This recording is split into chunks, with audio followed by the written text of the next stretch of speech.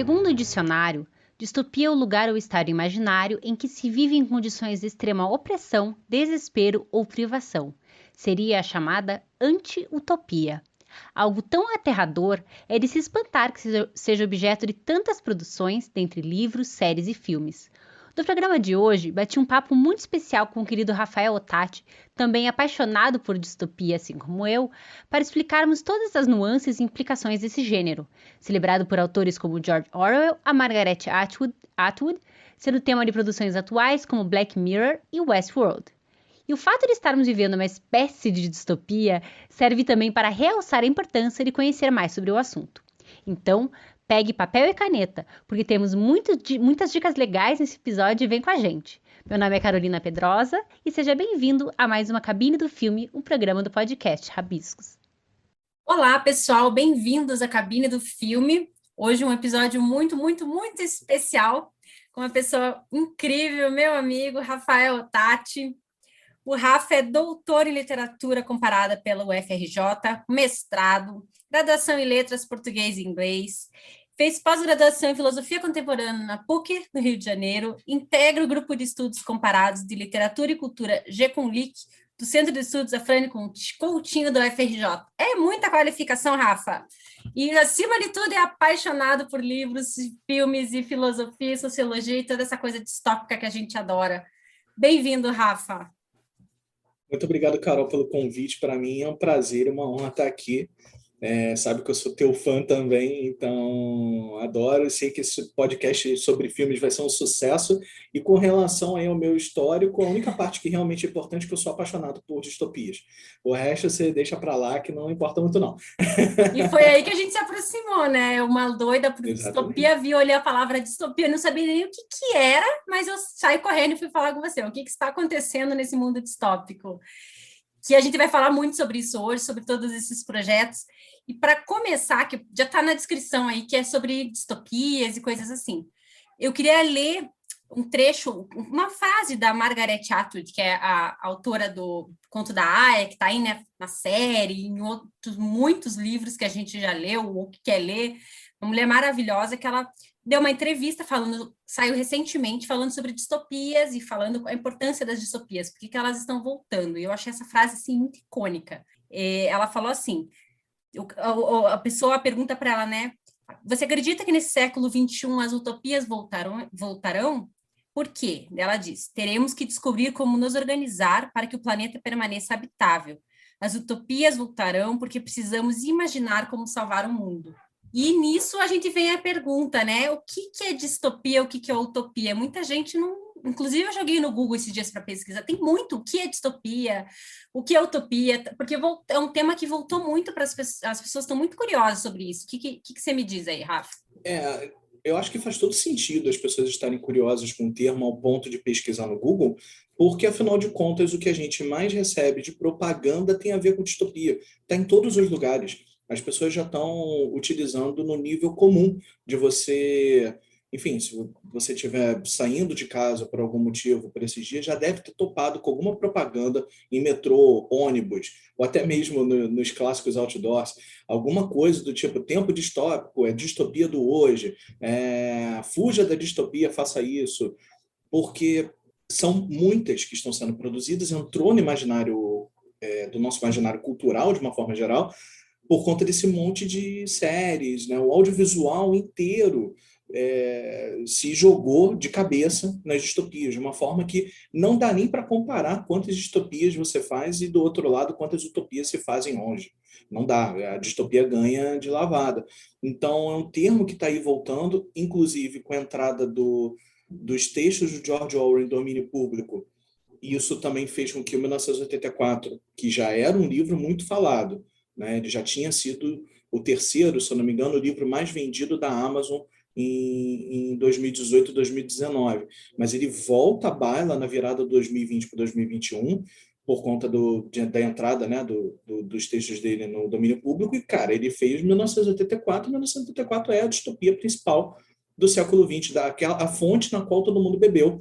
E é um livro que também bebeu em muitas fontes. Então, ele articula passado o que veio antes, né, dele, com o que vem depois dele de uma forma primorosa. E a gente meio que vive isso, a gente começa a ler esses textos e a sentir que parte do nosso mundo atual, de fato, foi previsto por esses autores. E aí a gente volta àquela ideia de que escritores de distopia, no caso, um pensamento mais geral de que escritores de ficção científica, eles preveem o futuro. Tudo isso faz com que justifique a quantidade de sites que estão falando de distopias hoje. Todos os jornais quase têm alguma seção, alguma coluna assim no site deles, do tipo, entendo o que é distopia, ou 4 livros para você saber o que é distopia, né? Textos assim de lista, né? 13 autores sobre distopia, blá, blá, blá. Faz sentido porque a gente se sente mesmo dentro de uma, né? Como Margaret Atwood, a gente precisa, em algum momento, voltar a pensar utopicamente para a gente conseguir escapar disso. E saber os problemas do dia de hoje, a gente meio que já está sabendo muito bem, né?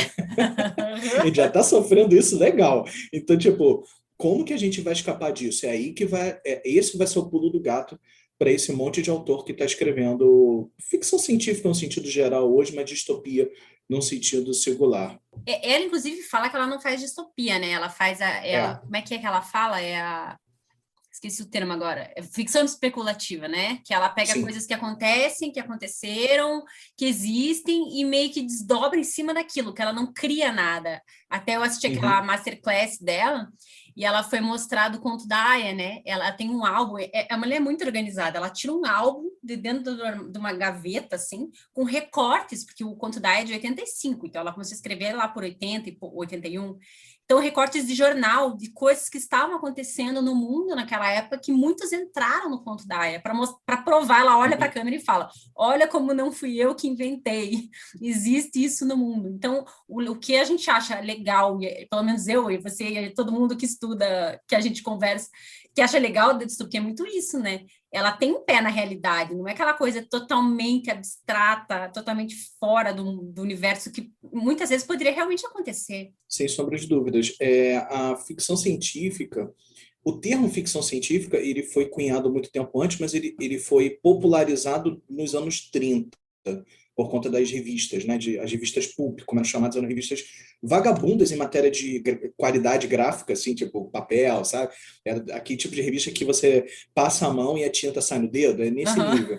Porque elas eram muito, muito baratas, então era o que era possível fazer com aquele dinheiro, né? Elas eram revistas de 25 centavos, 20 centavos a revista, e elas tinham contos ou capítulos de obras, né, tipo folhetim. Elas tinham contos ou capítulos de obra desses autores que foram se popularizando por conta dessas revistas dos anos 30. Então, muitos autores clássicos nossos começaram nelas. O Philip K. Dick, por exemplo, que escreveu O Android Sonha com Ovelhas Elétricas, que virou o filme Blade Runner, entre outras grandes obras, ele começou nessas revistas. O Isaac Asimov começou nessas revistas. H.P. Lovecraft praticamente só fez essas revistas, né? Ele morreu antes de conseguir transformar os textos dele, de fato, em livros publicados e tal, muita coisa póstuma. Então, elas popularizaram o termo ficção científica, mas, no fundo, ficção científica não é um termo que dá para a gente usar o tempo inteiro. A gente aqui no Brasil tem um pesquisador que também é escritor, que também é ontologista, o Braulio Tavares. O Braulio Tavares fala que ele gosta de imaginar a ficção científica como sendo um texto que tem muito mais ficção, na verdade, do que ciência. Ele diz que a ficção tem que ser em primeiro lugar, ela tem que ser o mais importante, ou seja, a intriga do texto, a qualidade dos personagens, as reviravoltas da trama, isso tem que ser mais importante para o texto do que, de fato, o aparato científico. E a ficção científica ela se diferencia de toda a ficção porque ela tem essa premissa científica, que pode vir a ser explicada ou não. E na história do estudo da ficção científica, né, que é basicamente a história desse gênero, você tem os textos que são de soft sci-fi, como é chamado, como se fosse um sci-fi suave, né, se a gente fosse traduzir, que são textos que realmente se preocupam mais com a ficção do que com a parte científica, inclusive, às vezes, eles não têm nem explicação, mesmo sendo um mundo assim, tecnológico, eles não vão explicar cada tecnologia, eles não estão preocupados com isso, a tecnologia vai ser mais um subterfúgio narrativo, ou vai ser só o cenário mesmo, o resto é outra coisa. E, por outro lado, você vai ter o hard sci-fi, que seria um sci-fi duro, né, uma tradução ruim, mas enfim, que são esses textos em que a parte científica é pesada. Tipo a trilogia Fundação, Uhum. que é maravilhosa, mas ela tem, não dá para comparar o tipo de escrita dela com o tipo de escrita da própria Margaret Atwood, por exemplo, no Oryx and Crake, ou o do George Orwell no 1984, que tem um monte de aparato científico, mas é outro barato, né? É outra coisa que ele está fazendo, e ele mesmo não se dizia um escritor de ficção científica. Ele não queria que o termo aparecesse, ele não queria isso na orelha do livro. Deu certo porque, de certa forma, isso ajudou ele a furar a bolha da ficção científica, e, de fato, em 1974 virar o que virou, o fenômeno, né? E onde que Mas entra a então, assim, distopia nisso, Rafa? Porque muitos deles dizem que não escrevem distopia, né? Que não escrevem nem ficção exatamente, científica. sim, sim, e não escreve mesmo. Só para finalizar o ponto anterior, que tipo, como o ficção científica ele é um termo muito complicado por causa do uso da ciência, muito texto não está tão, muito texto literário, né, que eu quero dizer, muitas dessas histórias não está preocupada com a parte científica, então muitos autores, especialmente atualmente, estão dizendo, não, a gente não faz ficção científica, a gente faz ficção especulativa, a gente parte do real, a gente parte do que já aconteceu e do que acontece hoje, e a gente especula, a gente imagina, a gente fabula, né, no nível de fábula, a gente fabula aquilo que vai ser daqui a 1, 2, 10, 15, 20, 500 anos. Então, quando você lê a Margaret Atwood, ou quando você lê o Ballard, por exemplo, que outro grande autor de distopia, ou até mesmo pegando uma pessoa que não tem nada a ver com ficção científica, mas escreveu ficção científica, tipo Paul Auster ou Cormac McCarthy, que fez o A Estrada, que virou filme, com Viggo Mortensen, etc., essas pessoas não estão, de fato, pensando em nada de ciência, tipo, não é ficção científica de jeito nenhum, mas é um futuro apocalíptico, ou um futuro sombrio, e que nos serve de alerta de alguma forma, ou porque colapsou o clima, ou porque as tecnologias entraram no nível de hipervigilância, hipercontrole, ou porque tem um Estado totalitário, ou porque as corporações são totalitárias, enfim, alguma coisa aconteceu que deu ruim e a gente lê essas histórias como alerta. Aí entra a tua pergunta da distopia. Ou seja, é distópico, resumindo hoje em dia o que o pessoal está pesquisando sobre isso diz, é distópica aquela história que nos mostra um presente ou um futuro, porque sim, distopia pode ser um presente também, um presente ou um futuro amargo, um presente ou um futuro problemático, onde as coisas deram ou estão dando muito ruim. E aí a gente usa essas histórias, elas servem para a gente como um alerta. Isso é uma distopia. E por isso, você não precisa ser um escritor de ficção científica para escrever uma distopia, muito pelo contrário. Qualquer gênero, você pode ser um escritor de qualquer gênero literário e ainda assim você pode muito bem produzir uma distopia, e isso foi feito ao longo da história. E nisso o Braulio Tavares diz, né, como ele fala que tem que ter mais ficção do que ciência, ele diz que o grande ponto da ficção científica é uma história que trabalhe questões humanas, mas tendo algum contexto ou premissa ou elemento de cunho científico, mesmo que o autor da ficção não queira analisar, explicar, detalhar essa questão científica, mas está ali presente. Uma das coisas que eu mais gosto da distopia, que eu sempre me fascinou, é justamente isso. É você jogar a pessoa, ou o ser humano, num ambiente completamente inóspito, seja porque tem um governo totalitário, seja porque acabou o mundo, ou por algum desastre ecológico.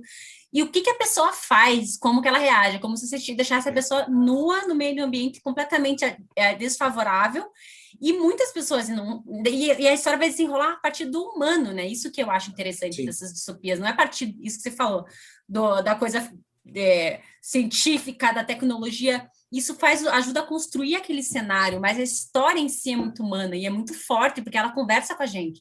Eu, quando li O Admirável Mundo Novo, foi muito forte para mim. Assim, o 1984 são livros que você lembra muito depois. Você lembra da sensação física de ter lido, porque eles conseguem conversar em vários níveis com você. E são, além de serem escritas muito, muito boas, né? A narrativa é muito bem feita. E você comentou uma coisa que eu acho muito interessante, assim, sobre livros, né? Nossa, a cabine do filme é sobre filme, né? Eu fui fazer uma lista de distopias para a gente comentar. E, assim, 95% é livro que eles adaptaram. ou é HQ, Sim. ou é trilogia, e isso é muito interessante da gente pensar, e mesmo as, entre aspas, originais, que não são diretamente derivadas, por exemplo, não é adaptação direta do Fahrenheit 451, não é adaptação direta do 1984, mas eles trazem elementos dessas distopias, né? Eu acho isso muito curioso, porque é como se todos os elementos já tivessem em algum momento se conversado na literatura, e o cinema vai bebendo de tudo isso, né? O que você me diz sobre isso? Eu acho que faz todo sentido quando a gente pensa na história do cinema, e não precisa nem ser um pesquisador do tema, uma pesquisa rápida no Google, no IMDb e outros bancos de dados de filmes, a gente vai perceber a quantidade avassaladora de filmes que foram produzidos desde os primórdios do cinema, que são produções adaptadas, né? E principalmente da literatura, e mais ainda da ficção especulativa. Lembrar que lá nos primórdios do cinema, tudo bem, o cinema começou, os primeiros filmes, você sabe, tem os irmãos Lumière filmando o pessoal saindo da fábrica, né? Eles estão testando filme, estão testando duração, são coisas de 50 segundos, 1 minuto e meio, mas a partir do momento que começou a ter duração maior, grande o suficiente para contar uma história, um primeiro filme, praticamente, de ficção, ele é uma adaptação do Frankenstein. Então, a gente já vê que isso nos interessa. O Frankenstein ele é uma obra fundadora dentro do estudo, né, do gênero da ficção científica. O pessoal coloca a Mary Shelley como a mãe do gênero, como aquela que, da nossa modernidade, pelo menos, né, porque tem, obviamente, coisas anteriores, mas do jeito como o mundo se configurou, com aquele tipo de ciência, aquele tipo de avanço, aquele tipo de preocupação com o humano que a ficção científica tem, numa forma geral, ela praticamente funda o gênero com o Frankenstein. Mesmo, na minha leitura, pelo menos, o Frankenstein não sendo exatamente um livro de ficção científica. Não dá para você ler e achar que vai ver um Eu, Robô, versão século XIX. Não é, né? Fora que todas as produções cinematográficas não tem nada a ver com o livro, né? São não tem nada a ver com interpretações o em livro. cima do livro. E o cinema, por ser uma mídia massiva, muito mais do que o filme, né? Muito mais gente assiste, muito mais do que o livro, desculpa. Muito mais gente assiste o filme do que gente lê o livro. Isso é, óbvio, né? A quantidade de livros vendidos e a quantidade de ingressos vendidos de cinema comprova isso facilmente. Ele ajudou a popularizar um erro, que é de chamar o monstro de Frankenstein, quando na verdade Frankenstein era o doutor, né? O doutor Victor Frankenstein. Ele cria uma criatura. O nome do livro é de criatura. Ele é chamado assim, em inglês, creature. Ele é a criatura, mas, cara, o cinema popularizou Frankenstein. E você ainda popularizou uma imagem de Frankenstein, que é com parafuso na testa. Verde, né? No livro ele é amarelo. É, verde. E essa é uma questão que ela está levantando, que a gente vai ver de forma desdobrada nos melhores textos de ficção científica. Até hoje. Por isso que se chama tanto Frankenstein de fundador do gênero. Não é que ele seja ficção científica em si, do jeito como a gente está acostumado hoje. Mas, fala aí, você assiste Westworld, que eu sei que você é super fã. Não tem a discussão de qual é o limite do humano, se essa pessoa é orgânica ou não é, o quanto é máquina, o quanto não é máquina. O Philip K. Dick não é cheio disso, quase todo o texto dele, quase todo filme baseado nele, seriado baseado nele, não está trabalhando essa questão, e ela já está nisso lá. Então, difícil não dizer que é fundador, né? E é difícil não conectar o cinema com a distopia, porque cria imagens incríveis. Imagens que você consegue enxergar, aceitar como possivelmente real, que é a questão da verossimilhança, como a gente chama, né, na crítica, ou seja, você olhar para aquilo e sentir que aquilo é crível. Homens não voam, mas se o filme for bem feito, enquanto você estiver no sala de cinema, você vai acreditar que o homem voa sim. Então, essa é a questão do crível, né? Você olhar para aquela imagem e achar crível. Então, o mundo acabou. Aquela visão, tipo, Jogos Vorazes, para pegar um best-seller. Você olha para aquele tipo de mundo, você acha que aquilo é possível de acontecer? Acha. Então, passou no teste da credibilidade, passou no teste da verossimilhança. Então, o cinema tem essa potência de nos mostrar coisas que você fica maravilhado, no sentido estético mesmo, de olhar e ver aquilo, nossa, que imagem bonita, que mundo horroroso, mas ao mesmo tempo lindo de ver na tela do cinema, e ao mesmo tempo crível. E com isso ele tem essa força e vai pegando da distopia, né? Que as utopias, nesse ponto, seriam um pouco mais difíceis de acontecer, porque a gente já deixou como civilização de acreditar que aquilo é plenamente realizável, A gente não consegue mais olhar para uma obra que fale de um grande avanço científico, que a ciência vai resolver todos os nossos problemas. A gente não consegue mais olhar para isso e, de fato, acreditar nessa promessa, porque a gente sabe que o ser humano é corruptível e que o ser humano vai corromper aquela tecnologia de alguma forma, ou a gente já está acostumado com a crença de que aquela tecnologia vai ficar tão inteligente que vai exterminar a gente, Sim. que vai ver que a gente é um problema no mundo. Olha, quando eu vejo um Tipo a negócio Guerra das assustador, eu Máquinas. venho com... Isso aí é Skynet. É Skynet que já Sim. está se desenvolvendo. É Sim. impressionante como a gente vai adquirindo esses hábitos inconscientes, né? De imaginando a história acontecer. É muito isso. Você fez Para não datar esse episódio, não vou falar de datas em si, mas recentemente saiu uma matéria num jornal gringo que um drone de fato caçou e matou uma pessoa por vontade, muito entre aspas, esse termo que a gente está falando de um drone, mas por vontade própria. Sim, Do tipo, a programação ali dentro fez com que ele chegasse a uma determinada conclusão lógica de que aquela pessoa ali tinha que ser caçada e morta. Então, quando a gente olha uma história dessas, a gente volta a pensar na revolução das máquinas e que elas vão detonar a gente em algum momento. E a gente passa a pensar que Black Mirror, por exemplo, não está tão longe assim. Nossa, aquela não. frase famosa, né? Nossa, isso é tão Black Mirror? Faz sentido. Faz sentido. Faz. Não, eu ia comentar que você fez uma ligação muito legal do Frankenstein com o Westworld, porque a discussão de fundo é a mesma. E tem, assim, muitos e muitos anos de distância entre uma obra e outra, se for pensar cronologicamente, mas em termos de tema, essa questão do humano, do limite da ciência, da responsabilização pela nossa criação, porque o Westworld vai dando ruim também, né? Ele começa como uma coisa, primeiro que começa com um objetivo, e daí a gente descobre que o objetivo por trás já era outro, como é do Victor Frankenstein, que ele não fez a obra, né? Não fez a criatura, ele fez por ele, não pela criatura, ele fez para ele passar, superar os limites da morte e ser Deus. Sim. Então é uma questão pura de ego. E a mesma coisa no Westworld, eles também passam, você vai descobrindo quais são os objetivos, e também é uma coisa puramente humana de ego, de vida eterna. E as discussões de limites são muito interessantes, que é o que a Margaret Atwood trabalha no Oryx Crake, né? Essa questão do limite, da responsabilização pela sua obra, para dizer entre muitas aspas, né? Então, isso eu acho essas discussões muito interessantes, principalmente porque eles não trazem respostas, nenhuma dessas obras traz respostas, ela só joga as perguntas, né? Você que lute para descobrir o que vai a resposta ali.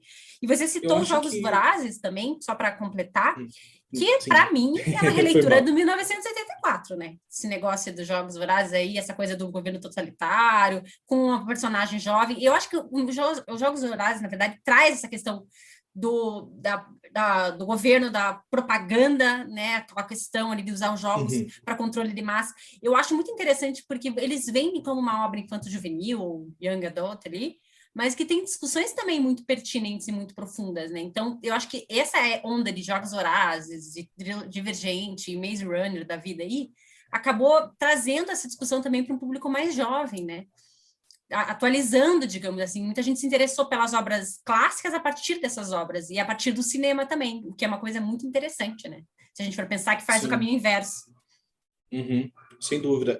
Existe o mercado editorial, logicamente, ele trabalha com rótulos, né? Mas a academia também trabalha com alguns rótulos no sentido de tentar conectar determinadas obras, momentos, gêneros, lugares, enfim. Então, ela vai criando também as suas categorias, às vezes coincide. E existe a categoria da distopia young adult, né? A distopia juvenil, vamos dizer assim. São muitos textos. Os Jogos Vorazes, ele é aquele que, de fato, ficou mais famoso, porque virou filme, foi uma explosão, né? Mas o próprio livro já era um best-seller, e de lá para cá tem vários outros. E é ótimo que tenha, porque são discussões que tem que pegando mesmo a pessoa já enquanto jovem para ir pensando em que futuro ela está querendo criar. Quando a gente pensa em futuro, a gente está pensando num nível de comunidade, né? As tuas ações, elas não são só tuas, elas vão causar consequências, em alguns casos recompensas também, infelizmente, para determinadas coisas, mas enfim, vão causar consequências que vão impactar a vida de quem está à tua volta, diretamente ou não. Tão forte. E da distopia, então, que vai falar de um cenário cabuloso, mais ainda, porque ali já deu ruim, né? Algumas distopias até começam parecendo que está tudo ótimo, né? Muita sempre distopia tá bom começa para assim. alguém, né? Como a Margaret, no Sempre Conto tá da bom pra Aya, alguém, ele fala isso, exatamente. alguém comenta, tem uma fala, algum personagem que fala isso. Ruim não é ruim para todo mundo, para alguém sempre vai ser bom, É, né? para alguém sempre vai ser bom. No caso do 1984, para quem é da parte interna do partido, maravilhoso. Eles, inclusive, têm um chocolate que é chocolate de verdade. Eu ia falar Eles têm um isso. cigarro que não cai o fumo, né? Quando você vai bater ele na mesa para acender, não cai o fumo todo. Né? Tipo, eles têm os melhores produtos. Aí é mole você defender um sistema daqueles. Quando você faz parte do sistema, você tem todos aqueles privilégios, né? E aí entra a nova língua, que eu acho que é aquilo que faz o 1984 ser realmente original não é a ideia de um futuro totalitário, porque isso a gente já teve em outras obras anteriores, e tem em outras posteriores, inclusive, melhores. É a questão da nova língua.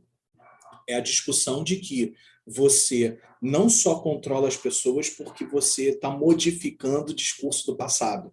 Né? Você ontem fez um negócio, mas hoje você reescreve aquele texto histórico, jornalístico, dizendo que o ontem você tinha feito outra coisa, e isso passa a ser uma verdade, e com isso você quebra o passado. Não é só esse discurso que é mudado, mas a própria língua. Você corta palavras, você tira palavras de circulação, você proíbe que elas sejam ditas, porque a partir do momento que você vai mudando, você vai criando novas regras de fala, você faz com que as pessoas passem a pensar outras coisas e que seja impossível para que elas pensem certas coisas.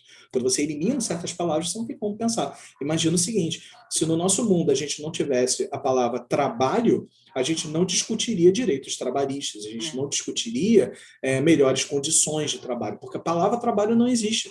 Então, quando você tira certas palavras, não é uma só que eles vão fazer isso, né? Na nova língua, eles vão diminuindo a língua inglesa a um nível absurdo.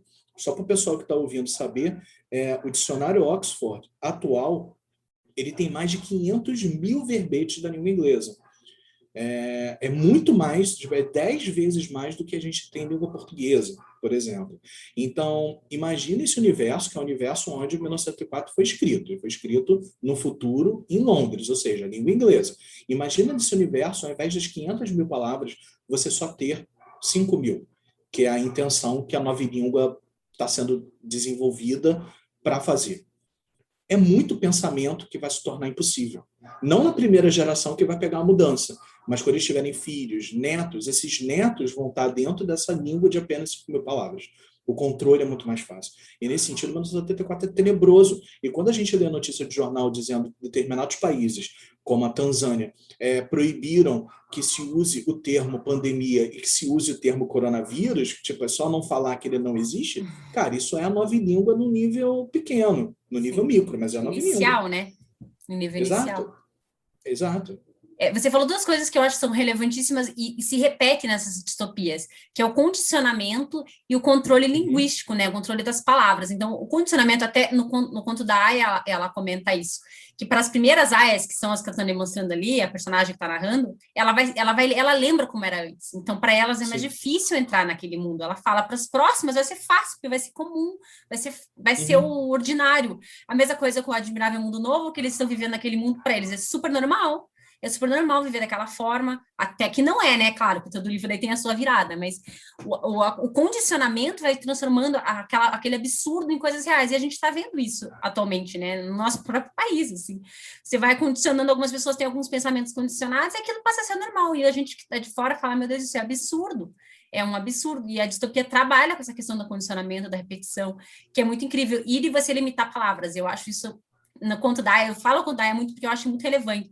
Tem até a questão do jogo, né, de palavras lá, do Scrabble, lá que eles jogam, e que é uma coisa meio até pecaminosa, você usar as palavras de uma forma, criar, imaginar palavras, você ler, esse controle da leitura, para mim, é muito assustador, eu que leio muito. Então, são coisas que a gente não pensaria normalmente, a distopia faz a gente pensar, né? Faz a gente refletir. E para ver como é atual, você citou os Jogos Vorazes, saiu aqui ano passado um livro novo dos Jogos Vorazes, né? Contando uma coisa nova. A Conto da Aya é um livro de 85 que está indo para a 6ª temporada da série agora. O Expresso da Manhã, lá, o Perfura Neve, série da Netflix também, agora, a gente está falando de obras, 1984, Admirável Mundo Novo, são obras muito antigas. a adaptação de Nós tá para sair também, né? Nós é um livro de quê? 20, 30? São obras muito 1924. Imagine. E para a gente entender como isso é relevante, como está acontecendo agora. O Homem do Castelo Alto teve 5 temporadas agora também, nos últimos anos. 5 ou 6. Uhum. Laranja Mecânica, um filme que até hoje todo mundo comenta, o filme dos anos 80. E próprio Blade Runner, né? O Android Sonho com Ovelhas Elétricas, agora saiu faz uns 2, 3 anos, ou 2049. E séries que a gente pode citar da Netflix mesmo, da Tribos da Europa, o próprio Black Mirror, Love, Death and Robots, são todas séries de ficção científica. Poço. Que então, não é uma série, mas tipo... Exato. Traz essas questões que são abordadas, né? E faz sucesso, porque são temas atuais, né? Fale um pouco, inclusive, se você quiser já comentar, que a gente já está falando de coisas que estão acontecendo agora, do clube, da leitura, de onde veio essa ideia de discutir distopia na internet no período mais distópico que da nossa geração aqui, e que você sempre cita essas obras, né? Isso que eu acho tão legal. Você faz esses paralelos, não vai falar de 1974 e ficar preso ao texto. Então, conte um pouquinho para a gente sobre isso. Eu acho péssimo a gente estar vivendo uma distopia, em primeiro lugar, né? Quero deixar aqui minha nota de repúdio. Eu quero devolver, dá para devolver? Por favor, quero devolver esse ingresso, que viver aqui no presente distópico, esse filme não tá legal, não. Esse filme da minha vida eu prefiro mudar. Bota aí, controle do clique, né? Comédia romântica, bota outra coisa, por favor. Sim, controle do clique. Do tipo, no Black Mirror você já tem esse elemento na tua mão. É como se todo mundo tivesse acesso àquele controle remoto, ou pelo menos uma parcela da sociedade, dependendo do episódio. E o que vai acontecer como consequência social do uso de mais de uma pessoa daquilo? Porque no Clique é um universo de um só. Sim. Mas no Black Mirror já é um episódio como Toda História de Você, por exemplo, ou o especial de Natal. Tipo, com mais pessoas usando aquela tecnologia, quão ruim vai dar? Vai dar muito ruim. E aí, na verdade, o pontapé do nosso clube de leitura, chamado Estante Distópica, o pontapé foi Black Mirror. Não do clube, mas das pesquisas que a gente faz nesse grupo de estudos que você comentou quando me apresentou, o GConLeak, que é uma, mais ou menos sigla, né? Uma corruptela do nome Grupo de Estudos Comparados de Literatura e Cultura, que é vinculado à Faculdade de Letras da UFRJ.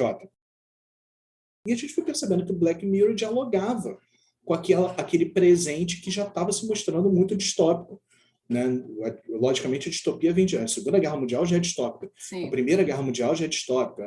A crise da vacina já é distópica. Mas, assim, a coisa foi ficando com matizes diferentes, né? Por conta desse avanço da tecnologia e do fato de a gente estar virando refém dela de alguma forma.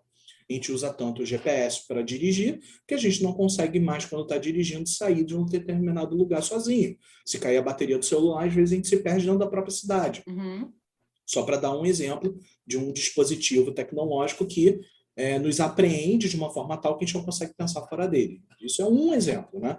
Tem muitos, milhões. O Black Mirror trabalha com isso. Então, a gente começou pesquisando Black Mirror e a gente foi, logicamente, percebendo todas as influências literárias que o Black Mirror tem. Né? Que ele está lá no 1984, ele está lá bebendo na fonte do Admiral Mundo Novo, do Nós. Então, a gente começou a estudar isso e aí a gente dava cursos na UFRJ, né, cursos para a comunidade, tanto para alunado da UFRJ quanto aberto para qualquer um, e chegou num ponto em que a gente pensou, cara, tem um monte de clubes de leitura surgindo, e isso é ótimo porque populariza o livro, né, democratiza o acesso à leitura de alguma forma, e tá ali, a gente tem milhares de livros sendo publicados, é legal ter alguém que você gosta, uma pessoa cujos gostos você confia de alguma forma, que são parecidos com o seu e tal, te indicando determinados livros. É para isso que o Clube do Livro existe, pela questão da curadoria, né?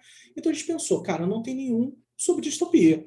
E, pô, Black Mirror tá fazendo sucesso, os Jogos Vorazes fez muito sucesso, e outras produções da Netflix, da Amazon Prime, do que quer que o serviço de streaming que for, tá fazendo sucesso, a nova versão de Twilight Zone, O Poço, como a gente falou, entre outros, né?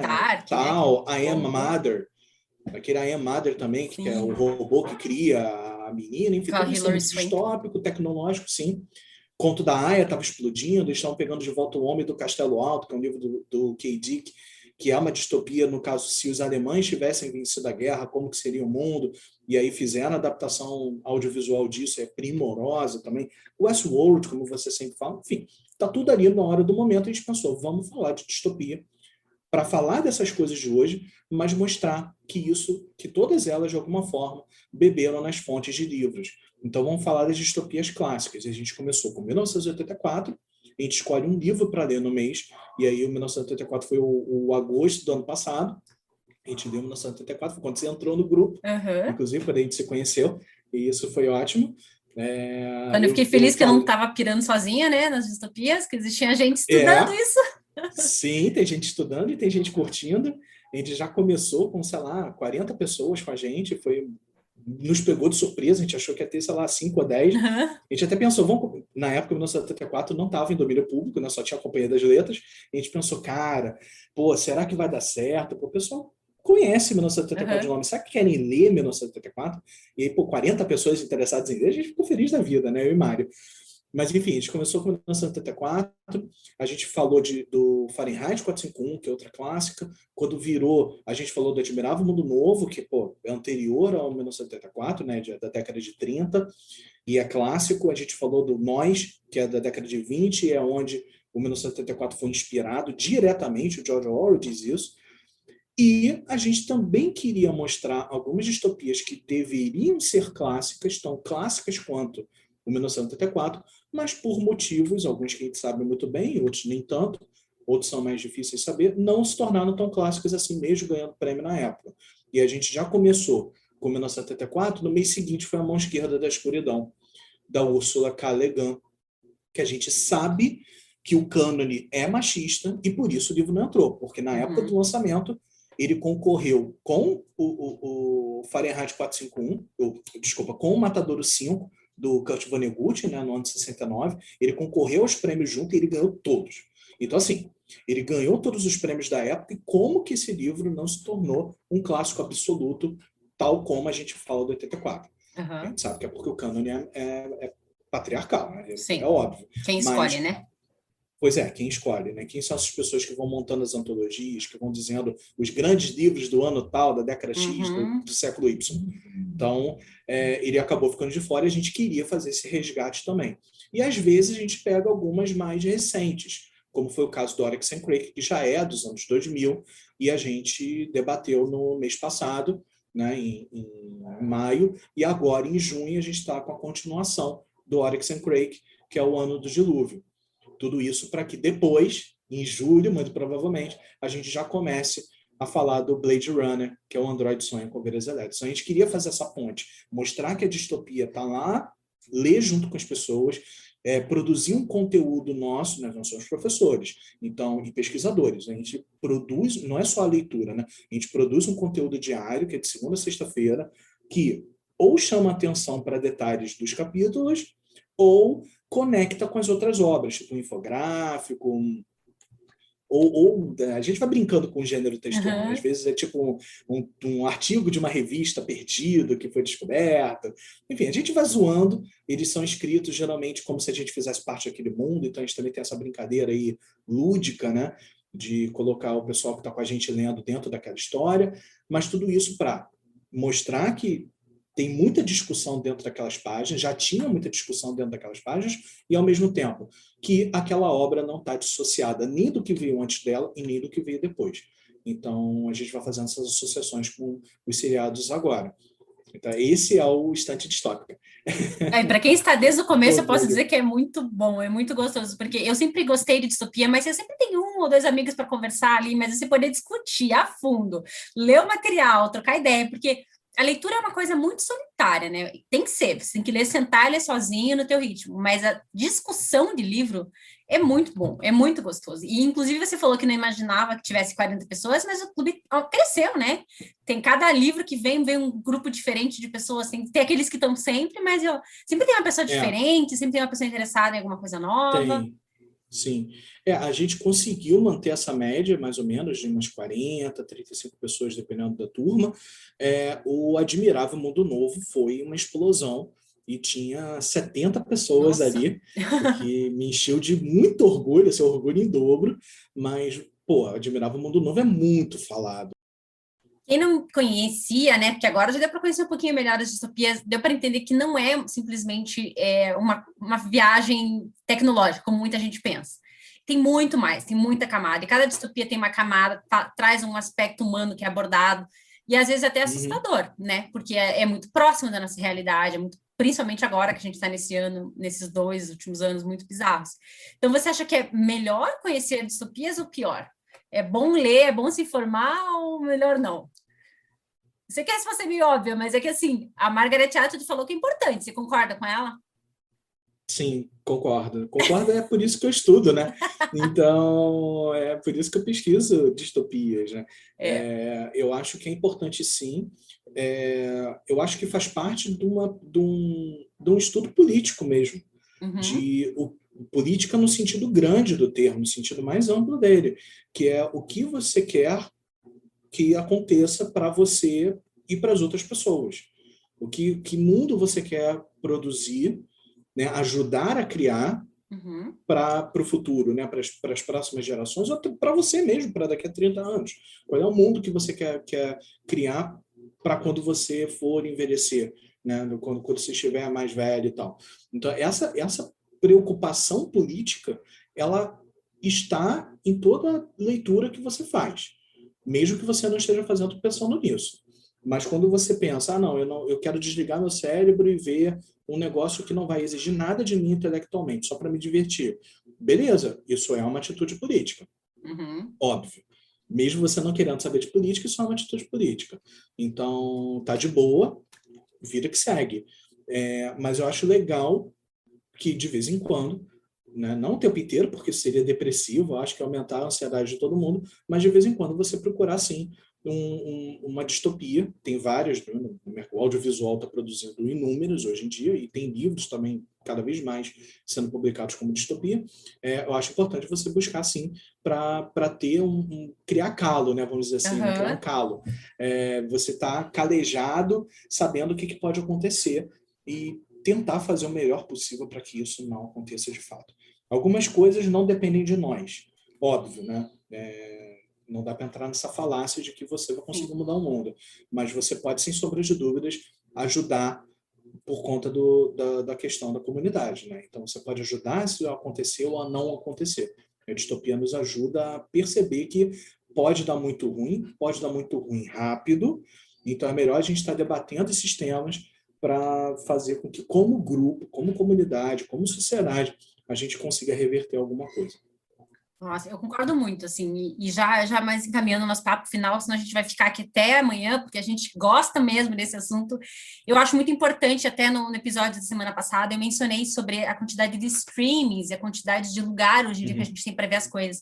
E isso também faz com que o conteúdo fique mais amplo, né? O próprio Black Mirror não era da Netflix e foi comprado e foi dado continuidade, né? A gente pode até questionar o nível da produção, mas, assim, continuou porque teve a possibilidade, teve um espaço. Então, tem muito lugar, assim, se a pessoa não quiser sentar e ler um 1984, tem muita obra que dá para assistir, muito filme, e até pretensos filmes de passatempo. Por exemplo, o Maze Runner, você começa a ver, você acha, é bobinho.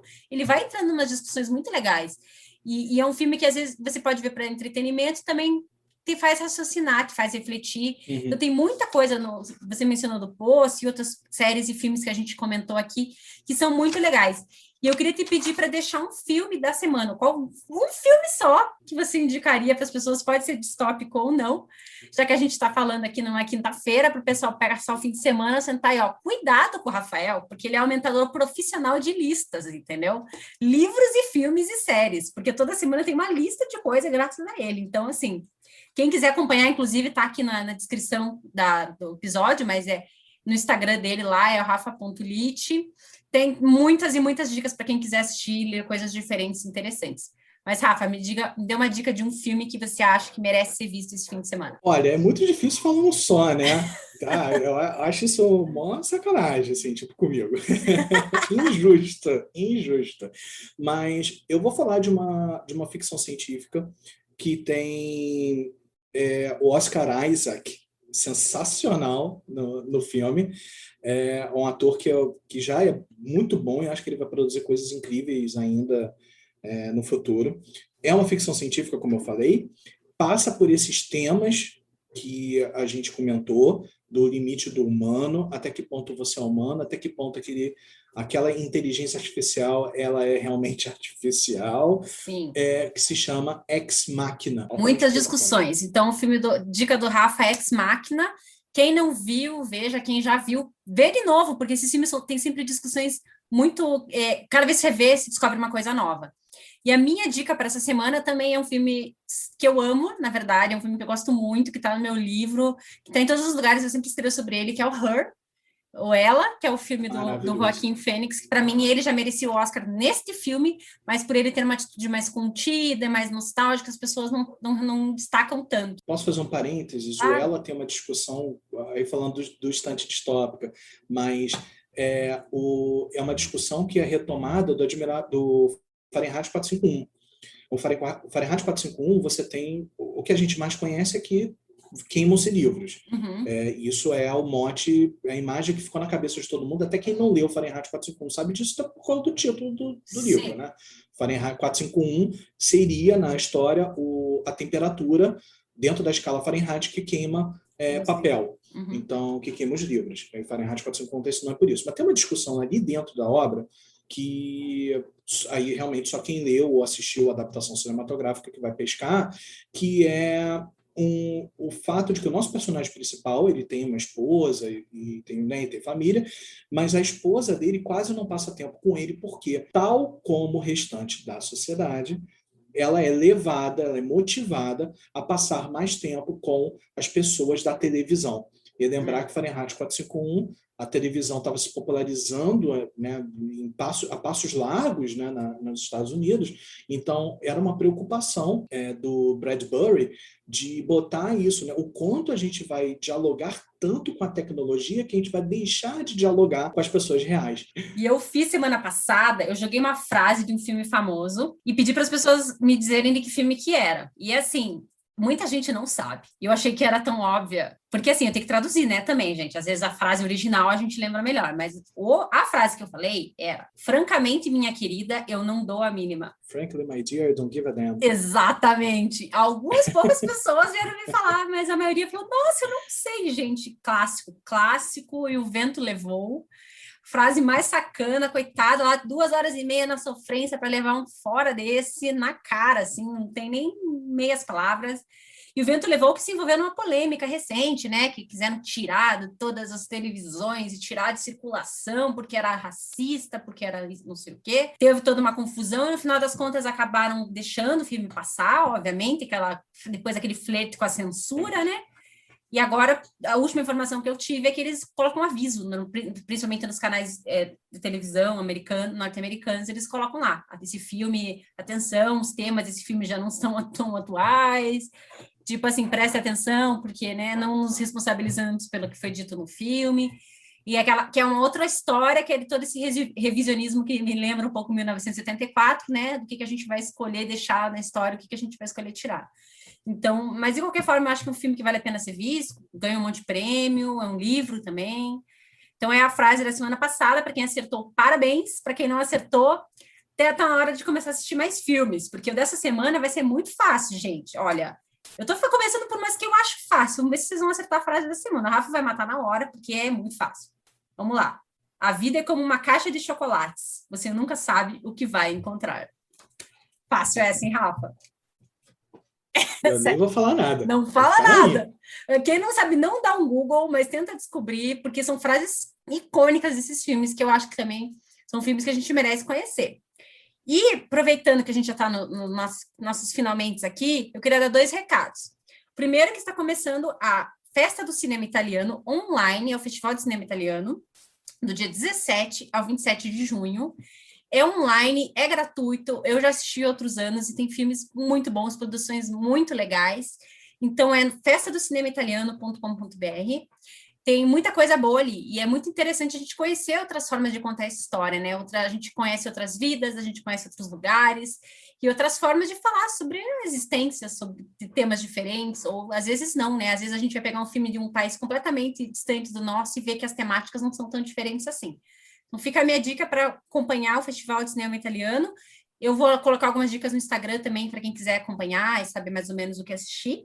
E saiu recentemente o trailer do novo filme da Lisa Joy, Caminhos da Memória. A Lisa Joy é a mulher do Jonathan Nolan, que é o irmão do Christopher Nolan, cineastas maravilhosos, que terá um episódio especial sobre o Nolan.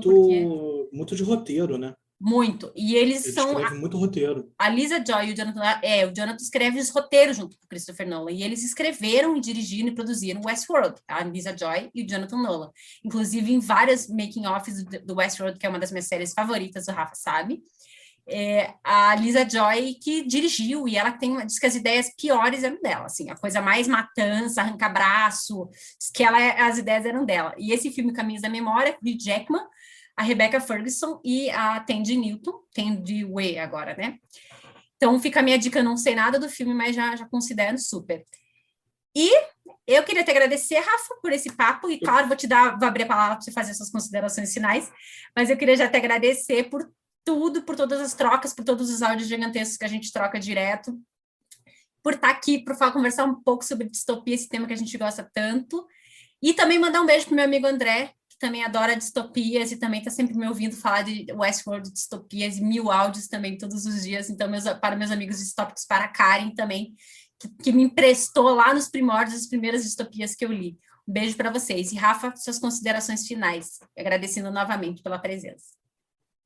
Eu que agradeço o convite, o espaço, me ouvir falar por tanto tempo. Agradeço a quem está ouvindo até agora, porque, olha, meus parabéns de me ouvir tanto tempo. Ainda vai me ouvir mais um minutinho, pelo menos. Então, parabéns a todo mundo. Obrigado, Carol, inclusive, por ouvir meus áudios gigantes também. É sempre muito bom encontrar alguém que gosta das coisas que a gente gosta e, com isso, fazer troca. Acho que essa é a força que as redes sociais dão, né? Se não é essa tecnologia, a gente não teria muita chance de se encontrar, não. Talvez só num festival de cinema, assim, meio loucão, e a gente se esbarraria. Mas, muito possivelmente, não, né? Então, muito obrigado em primeiro lugar. Como você está dando dica de mostra, eu acho que tem uma mostra que está rolando que seria super legal do pessoal saber e assistir. Como você diz, eu acho, concordo contigo totalmente, que é super importante a gente escapar um pouco das grandes produções que a gente já está acostumado, as produções não só hollywoodianas, mas até mesmo as produções mainstream dos serviços de streaming, né? Essas que contam com muita bilheteria e tal, com muito orçamento, né? De muita grana, e tentar pegar as produções com menos dinheiro, porque às vezes as soluções melhores vêm quando você está com menos recurso, coisas incríveis. E aí o CCBB, que é um excelente centro cultural, né? Está sempre antenado com essas coisas, sempre com mostras diferentonas. Ele está, nesse momento, numa mostra de cinema árabe feminino. Então, são países como Egito, Líbano, Palestina, Sudão, só diretoras, cara, muita coisa atual, né? Tem alguns clássicos, vamos dizer assim, ali no meio, mas muita coisa atual. Ele começou em maio, mas ele vai até o final de junho, então ainda dá tempo de você estar ouvindo esse episódio agora, dá tempo de você correr lá e pegar os últimos dias. Ou pelo menos de seguir a página do CCBB para ficar de olho, porque quando acaba um festival desses, eles logo começam outro. E é sempre filme assim, fora da caixa. E às vezes, como a Carol disse, a gente justamente percebe que no outro país, bem diferente do nosso, estão pensando e debatendo as mesmas coisas que aqui. Então é legal também ver essas pontes de contato. Isso aí. Então, obrigada, pessoal, por terem ouvido, e a gente se vê na semana que vem. Tchau, Rafa. Tchau, pessoal. Até. Tchau, tchau.